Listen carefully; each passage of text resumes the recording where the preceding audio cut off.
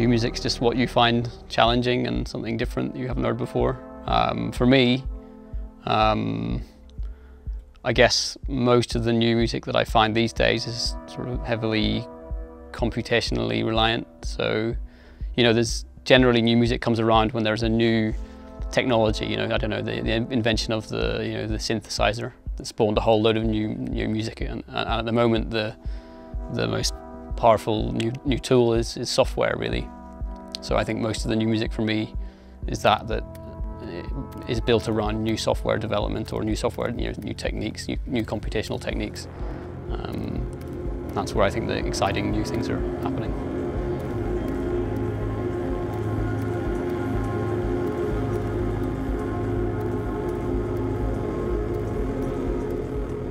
I guess we're in the information age and the computational era, really. So that's being applied to music in really interesting ways. I mean, I'm totally dependent on computers for how I make music. I'm not a traditional musician, but I can still express myself musically because of computers. We're only really scraping the surface of what you can do with computational techniques and computers as an extension of, your human aesthetic, rather than just, here's a machine that processes numbers or, makes a sine wave or whatever.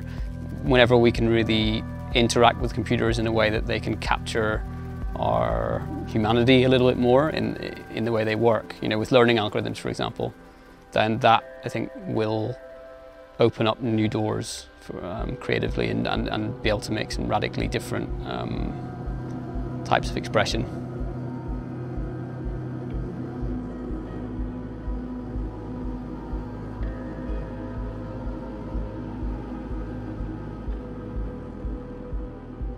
I mean, it's starting to happen, computers are getting used in more and more interesting ways, and they're becoming computers are becoming more and more human, right? They're with neural networks and they're learning to, and it's that side of things that when we can collaborate with them as another, being almost, then that's when I feel like it can, well, I mean, at that point, technology will be, all sorts of technology will be advancing, but music as well and arts, I think there's lots of things that that just wouldn't be possible without that type of interaction. So I think there is room for radically new things, but it wouldn't be the same as the idea of when synthesizers arrived. It's very easy to hear the difference. You can hear the difference between a synthesized an oscillator in a synth compared to any natural oscillators.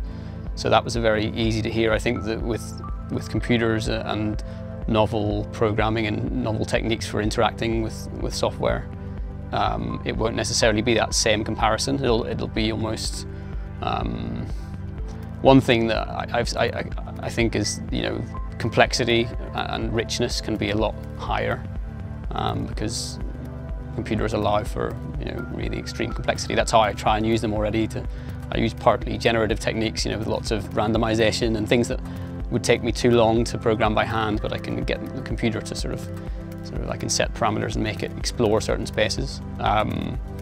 So it won't be the same comparison as a sort of synthesizer compared to an old type of instrument, but it'll be a new aesthetic which can be as different in a different sort of way, if that makes sense.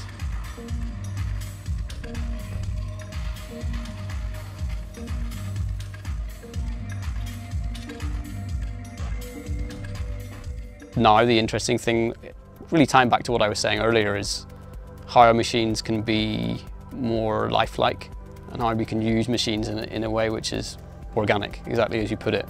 And there's been that movement in a lot of music, which is, people spend a lot of people are doing live drums. They want messiness. They want sort of not everything to be precisely on grids. There's that much more looseness, and a lot of people doing a lot of interesting electronic music now are really people that come from live music backgrounds, and so they're combining, they're again humanizing the work, but then combining it with a lot of electronic techniques. So, yeah, I think that's just a development of and that's something I'm certainly into. I spend a lot of time trying to make things more organic in the sense that I want there to be lots of movement and imprecision, and almost I don't want the same sound ever to play twice, because in reality, in the real world, the same sound never plays twice, because the environment always changes, you know, and that's the sort of approach that I try to bring into my music, is that things are always moving, and there's that, and it's just about setting the boundaries which things can move within, and then letting them wander around so they have a bit of freedom, and that's, yeah, it gives it more of an organic feel. For the moment anyway, part of the experience of going to see a musician play is to see a human, right? And you can go and see a machine doing something, but that's more of a, I just can't see that being the main source of art, you know. Music's about more than just what comes out of the speakers, right?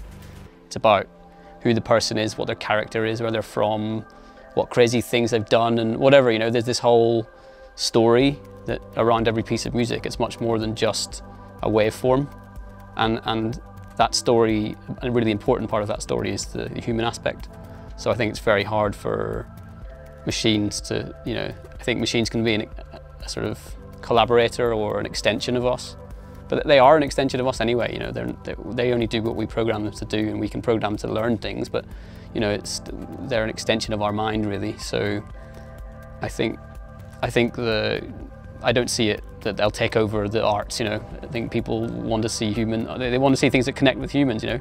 I think maybe if there's machines will go and see machine art, you know. If they become sort of, then they'll have their own scene and people won't like it. They're like, oh no, I don't like that shit, you know. They're like, only the AI robots go to see the AI exhibition, you know, and the humans, ugh. And then, you know, that sort of thing. I think art has to connect with, we always want a connection personally, and I think that can be hard if it was a machine making everything.